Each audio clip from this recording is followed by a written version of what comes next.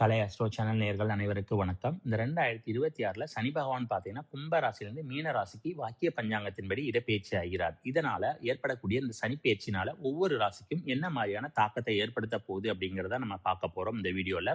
அதாவது மேஷம் ராசியிலிருந்து மீனம் ராசிக்கும் ஒவ்வொரு ராசிக்குமே வந்து என்னன்னா, இந்த சனி பகவான் என்ன மாதிரியான பலன்களை கொடுக்க போறாரு அப்படிங்கிறத பார்ப்போம். அதுக்கு முன்னால கடந்த வருடத்துல பார்த்தீங்கன்னா, திருக்கணித பஞ்சாங்கத்தின்படி சனி பெயர்ச்சி பலன்கள் பார்த்தீங்கன்னா நம்மளுடைய சேனல்ல போட்டிருக்கோம். பார்க்காதவங்க பார்த்தீங்கன்னா திருக்கணித பஞ்சாங்கத்தினால ஏற்படக்கூடிய சனிப்பெயர்ச்சி பலன்கள் பார்த்தீங்கன்னா நம்மளுடைய சேனல்ல சனிப்பெயர்ச்சி பலன்கள் அப்படிங்கிற பிளேலிஸ்ட்ல வந்து என்னன்னா இந்த ஒவ்வொரு ராசிக்குரிய சனிப்பெயர்ச்சி பலன்கள் போட்டிருக்கோம். இப்ப வாக்கிய பஞ்சாங்கத்தின்படி ஒவ்வொரு ராசிக்குரிய சனிப்பெயர்ச்சி பலன்களை பார்ப்போம். விருச்சிக ராசினியர்களை தற்போது சனி பகவான் வாக்கிய பஞ்சாங்கத்தின்படி உங்களுடைய ராசிக்கு 5ஆம் இடத்துல பிரவேசிக்கிறார். இந்த 5ல இருக்கிற சனிக்கு பார்த்தீங்கன்னா புண்ணிய சனின்னு சொல்லி பேரு. அதாவது உங்களுடைய முன்ஜென்மத்துல நீங்க செய்த பாவங்களுக்கு ஏற்ப பார்த்தீங்கன்னா இந்த சமயத்துல இந்த சனி பகவான் வந்து உங்களுக்கு நல்லது கெட்டது எல்லாத்தையுமே வந்து செய்வாரு. கடந்த காலத்துல பார்த்தீங்கன்னா சனி பகவான் உங்களுடைய ராசிக்கு 4ஆம் இடத்துல இருந்து நிறைய தொல்லைகளை பார்த்தீங்கன்னா உங்களுடைய உடல் ஆரோக்கியத்துல கொடுத்திருப்பாரு. அதே மாதிரி உங்களுடைய வேலையிலையும் பார்த்தீங்கன்னா கொடுத்திருப்பாரு.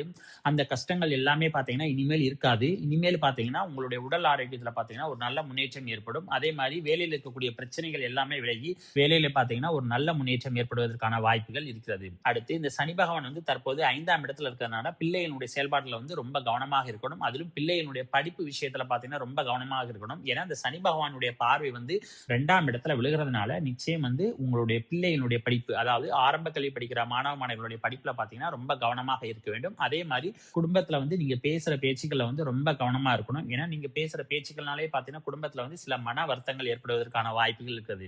அடுத்து இந்த சனி பகவான் 5ஆம் இடத்துல இருக்கிறதுனால உங்களுடைய பூர்வீக சொத்துல இருக்கக்கூடிய பிரச்சனைகள் எல்லாத்தையுமே பாத்தீங்கன்னா இந்த சனி பகவான் வெளிக்கொண்டு வருவாரு. இந்த நேரத்துல உங்களுடைய சொத்துக்கள் இருக்கக்கூடிய பிரச்சனைகள் என்ன அப்படின்னு தெரிஞ்சு சீக்கிரம் அதுக்குரிய பிரச்சனைகளை சால்வ் பண்ணி நீங்க வந்து உங்களோட சொத்தை வந்து உங்க கை கொண்டு வருவதற்கான முயற்சிகளை ஈடுபடணும். ஏன்னா இந்த சனி பகவான் பாத்தீங்கன்னா எந்த இடத்துல இருக்காரோ அந்த இடத்துல உள்ள பிரச்சனைகள் என்ன இருக்குது அப்படிங்கறத வந்து வெளிக்கொண்டு வரும். இது வந்து ஒரு நல்ல வாய்ப்பு அப்படின்னு தான் சொல்லணும். ஏன்னா உங்களுடைய சொத்துக்கள் என்ன பிரச்சனை இருக்கு அப்படிங்கறத இந்த சனி பகவான் சொல்லுவாரு. அதே மாதிரி இந்த சனி பகவானுடைய பார்வை பாத்தீங்கன்னா 11ஆம் இடத்துல விழுகிறதுனால உங்களுக்கு மூத்த சகோதர சகோதரிக்கும் இடையான உறவுகள்ல பாத்தீங்கன்னா சின்ன சின்ன மனக்கசப்புகள் என்பது வரும். அதிலும் முக்கியமாக பாத்தீங்கன்னா சொத்து சம்பந்தமான பிரச்சனைகள் பாத்தீங்கன்னா உங்களுடைய மூத்த சகோதர சகோதரிகளுடன் பாத்தீங்கன்னா இந்த பிரச்சனைகள் வருவதற்கான வாய்ப்பு இருக்குது. இந்த சனி பகவான் பாத்தீங்கன்னா எப்பொழுதுமே வந்து ஒரு நீதிமானு. அதனால எப்பயுமே வந்து நீங்க ஒரு நீதி நியாயப்படி வந்து என்னன்னா நடந்துக்கணும். ஒரு சொத்து பிரிக்கிறதாக இருக்கட்டும் அல்லது எந்த ஒரு செயலாக இருக்கட்டும், நீங்க நீதி நியாயத்தோட இருந்தீங்கன்னா இந்த சனினால ஏற்படக்கூடிய பாதிப்புகள் என்பது உங்களுக்கு இருக்காது. அதனால சொத்து பிரிவினை ஏற்படும் போது பாத்தீங்கன்னா நிச்சயம் உங்களுடைய பங்கு என்ன, உங்களுடைய சகோதர சகோதரர்களுடைய பங்கு என்னன்னு சொல்லிட்டு நியாயமா பார்த்து நீங்க பிரிச்சீங்கன்னா நிச்சயம் உங்களுக்கு இந்த சொத்துனால ஏற்படக்கூடிய பிரச்சனைகள் பாத்தீங்கன்னா இந்த சனியினால உங்களுக்கு ஏற்படாது. இந்த சனியினுடைய பார்வை வந்து 11ஆம் வீட்டுல விழுகிறதுனால நீங்க அதிக அளவு உழைத்தால் மட்டும்தான் உங்களுக்கு வருமானம் அதே மாதிரி லாபங்கள் வருவதற்கான வாய்ப்பு இருக்குது. இந்த நேரத்துல வந்து என்னன்னா அதிர்ஷ்டத்தை நீங்க நம்ப கூடாது. நீங்க அதிகமா உழைங்க. அதனால உங்களுக்கு பாத்தீங்கன்னா வெகுமதி நிச்சயம் கிடைக்கும். அதன் மூலம் பாத்தீங்கன்னா வருமானங்கள் வரும். நீங்க உழைக்கல அப்படின்னு சொன்னா நிச்சயம் உங்களுக்கு இந்த சமயத்துல வருமானங்கள் வருவதற்கான வாய்ப்பு மிக குறைவு. அதே மாதிரி வரவுக்கு மீறிய செலவுகள் பாத்தீங்கன்னா குடும்பத்தில் ஏற்படுவதற்கு வாய்ப்பு இருக்கிறது. அதே மாதிரி உங்களுடைய வருமானங்களுமே பாத்தீங்கன்னா இந்த சமயத்துல குறைவதற்கான வாய்ப்பு இருக்கிறது. அதனால முடிந்த அளவுக்கு பாத்தீங்கன்னா செலவுகளை கட்டுப்படுத்தி நீங்க சேமிப்பதற்கு பழகிக்கொள்ள வேண்டும். அதே மாதிரி முதலீடு சம்பந்தமான எந்த ஒரு விஷயத்திலுமே பாத்தீங்கன்னா தற்போது ஈடுபடக்கூடாது. ஏன்னா இந்த சனி பகவானுடைய பார்வை வந்து 11ல விழுகிறதுனால முதலீட்டுல நீங்க வந்து என்னன்னா நீங்க ஏன்னா உங்களுக்கு அதிர்ஷ்டத்தை நம்பிதான் வந்து என்னன்னா முதலீட்டுல ஈடுபட்டு இருப்பீங்க. ஆனா இந்த சனி பகவான் பாத்தீங்கன்னா அதிர்ஷ்டத்துக்கு சொந்தக்காரர் கிடையாது. ஏன்னா உழைப்புக்கு தான் சொந்தக்காரரு. அதனால அதிர்ஷ்டத்தை நம்பி எந்த ஒரு செயலையும் ஈடுபடக்கூடாது. அதனால இந்த நேரத்துல முதலீடுகள்ல வந்து ஈடுபடாதீங்க. அதே மாதிரி விவசாயிகளுக்கு பாத்தீங்கன்னா இந்த நேரத்துல எதிர்பார்த்த மகசூல் கிடைப்பது மிகவும் கடினம். அடுத்து இந்த சனி பகவானுடைய பார்வை வந்து என்னன்னா தனஸ்தானத்துல விழுகிறதுனால வந்து வருமானம் பாத்தீங்கன்னா குடும்பத்துல குறைவதற்கான வாய்ப்பு இருக்கிறது. அதனால முடிந்த அளவுக்கு பாத்தீங்கன்னா குடும்பத்துல வந்து என்னன்னா உங்களுடைய செலவுகளை வந்து கட்டுப்படுத்தி வைத்துக் கொள்வது நல்லது. அதே மாதிரி சுபகாரிய நிகழ்ச்சிகள்ல பாத்தீங்கன்னா சின்ன சின்ன தடைகள் என்பது குடும்பத்தில் ஏற்படுவதற்கான வாய்ப்பு இருக்குது. அதனால சுபகாரிய பேச்சுகள் பாத்தீங்கன்னா தற்போது எடுக்காமல் இருப்பது நல்லது.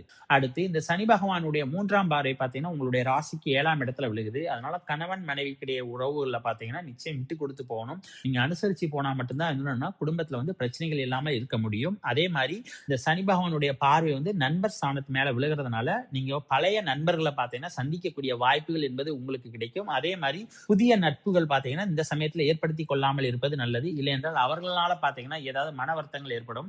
அதனால முடிந்த அளவுக்கு பாத்தீங்கன்னா நீங்க நட்பு வட்டங்கள்ல இருந்து கொஞ்சம் விலகி இருப்பது நல்லது. ஆனால் நிச்சயம் நீங்கள் பழைய நண்பர்களை சந்திக்கக்கூடிய வாய்ப்பு பாத்தீங்கன்னா உங்களுக்கு கிடைக்கும். அதே மாதிரி பார்ட்னர்ஷிப் வச்சு நீங்க தொழில் பண்ணணும்னு நினைச்சீங்கன்னா இந்த சமயத்துல பார்ட்னர்ஷிப் வச்சு தொழில வந்து ஈடுபடாமல் இருப்பது நல்லது. ஏன்னா உங்க 2 பேருக்கு இடையே பாத்தீங்கன்னா மனக்கருத்து வேறுபாடுகள் என்பது வருவதற்கான வாய்ப்பு இருக்குது. அதனால வந்து கூட்டு தொழில் சம்பந்தமாக எந்த ஒரு முயற்சியிலுமே இந்த சமயத்தில் ஈடுபடாமல் இருப்பது நல்லது. அடுத்து புரோக்கரேஜ், கமிஷன் தொழில் பார்க்குறவங்க எல்லாம் பாத்தீங்கன்னா ரொம்ப அதிக நேரம் உழைக்க வேண்டியும், அதிக நேரம் உழைத்தால் மட்டும்தான் பாத்தீங்கன்னா உங்களுக்கு வருமானங்கள் என்பது கிடைக்கும். சனி பகவானுடைய பார்வை பாத்தீங்கன்னா 2ஆம் இடத்துல விழுகிறதுனால வந்து நீங்க ரசிச்சு ருசிச்சு சாப்பிடணும்னு நினைச்சாலும் பாத்தீங்கன்னா அதற்கான வாய்ப்புகள் வந்து அமையாது. நீங்க வந்து உங்களுடைய வயிற்றுக்கு நிறையறதுக்கு ஒரு கூழோ கஞ்சியோ என்ன கிடைக்குதோ கிடைக்கிறத சாப்பிடக்கூடிய சூழ்நிலை தான் உங்களுக்கு அமையும். அதனால வந்து என்னன்னா வசதியாகவோ அல்லது ருசிச்சு சாப்பிடணும் அப்படிங்கிற எண்ணம் மட்டும் என்னன்னா இந்த நேரத்தில் இருக்கக்கூடாது. நீங்க அந்த மாதிரி நினைச்சீங்கன்னா நிச்சயம் சனியினுடைய பாதிப்புகள் பாத்தீங்கன்னா வருவதற்கு வாய்ப்பு இருக்கிறது. அடுத்து கண் மற்றும் பற்கள்ல பாத்தீங்கன்னா ஏதாவது தொந்தரவுகள் ஏற்படுவதற்கான வாய்ப்புகள் இருக்குது. அதனால வந்து கண் கண்ணாடி வாங்கக்கூடிய அமைப்பு பாத்தீங்கன்னா சில பேருக்கு அமையும். அதே மாதிரி சில பேருக்கு பாத்தீங்கன்னா பற்கள்ல வந்து தொந்தரவுகள் ஏற்படுவதற்கான வாய்ப்புகள் இருக்கிறது. காதலிக்கிற விருச்சக ராசினியர் பாத்தீங்கன்னா காதல்ல வந்து நீங்க நிச்சயம் விட்டு கொடுத்து செல்லணும். அப்படி விட்டு கொடுத்து சென்றாதான் உங்களுடைய காதல் பாத்தீங்கன்னா நிலைத்து நிற்பதற்கான வாய்ப்புகள் இருக்கிறது. குரு பேச்சுக்கு பிறகு பாத்தீங்கன்னா குரு பகவானுடைய பார்வை வந்து இந்த சனியின் மேல இருக்கிறதுனால ஒரு வருட காலத்திற்கு பாத்தீங்கன்னா இந்த சனியினால பாத்தீங்கன்னா பெரிய பாதிப்புகள் என்பது உங்களுடைய காதல்ல இருக்காது. ஆனால் ஒரு வருடத்திற்கு பிறகு பாத்தீங்கன்னா இந்த சனியினால பாதிப்புகள் இருப்பதற்கான வாய்ப்புகள் இருக்குது. அதனால முடிந்த அளவுக்கு பாத்தீங்கன்னா காதல்ல வந்து நீங்க விட்டு கொடுத்து செல்ல வேண்டும். அடுத்து குழந்தை பேருக்காக காத்துக்கிறவர்கள் பாத்தீங்கன்னா இந்த வருஷத்துல வந்து அதாவது இந்த 2026 குரு பேச்சிலிருந்து அடுத்து 2027 குரு பேச்சு வரை உள்ள காலகட்டத்துல பாத்தீங்கன்னா உங்களுக்கு குழந்தை பேரு கிடைப்பதற்கான வாய்ப்பு இருக்குது. ஆனா நீங்க கொஞ்சம் எஃபர்ட் போடணும். எஃபர்ட் போட்டீங்கன்னா நிச்சயம் உங்களுக்கு குழந்தை பேரு கிடைப்பதற்கான வாய்ப்பு இருக்குது. ஆனால் ஒரு வருட காலத்திற்கு பிறகு குரு பகவான் வந்து எப்ப சிம்ம ராசிக்கு வருவாரோ அந்த சமயத்துல பாத்தீங்கன்னா உங்களுடைய குழந்தை பேருக்கான முயற்சியிலேயோ அல்லது நீங்க ஹாஸ்பிட்டல்ல ட்ரீட்மெண்ட் எடுக்கிறதுலயே பாத்தீங்கன்னா கொஞ்சம் பொறுமையாக இருக்கணும். ஏன்னா அந்த நேரத்துல அவசரப்படக்கூடாது. ஏன்னா சனினால பாத்தீங்கன்னா குழந்தை பேருக்கான வாய்ப்பு பாத்தீங்கன்னா மிகவும் கம்மியாக இருக்கும். ஆக இந்த சனி பேச்சினால பாத்தீங்கன்னா ஒரு வருட காலத்திற்கு பாத்தீங்கன்னா இந்த சனினால வந்து பெரிய பாதிப்புகள் இருக்காது. ஆனால் ஒரு வருட காலத்திற்கு பிறகு பாத்தீங்கன்னா இந்த சனினால பாத்தீங்கன்னா சின்ன சின்ன பாதிப்புகள் என்பது உங்களுடைய குடும்பத்தில் இருப்பதற்கான வாய்ப்பு இருக்காது. அதனால குடும்பத்துல வந்து என்னன்னா நீங்க கொஞ்சம் கவனமாக இருப்பது நல்லது.